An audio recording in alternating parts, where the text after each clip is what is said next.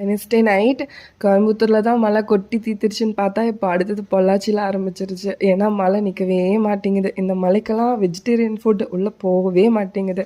ஏதாச்சும் நான்வெஜ் இருந்தால் தான் இந்த மழைக்கு ஈடு கொடுக்க முடியும் போல் இருக்குது. அன்னைக்கு நான் சிக்கன் சுக்கா தான் செஞ்சேன். இது என்னோட ஸ்டைல் ரெசிபி. நான் இப்போ இந்த ரெசிபி சொல்கிறேன்.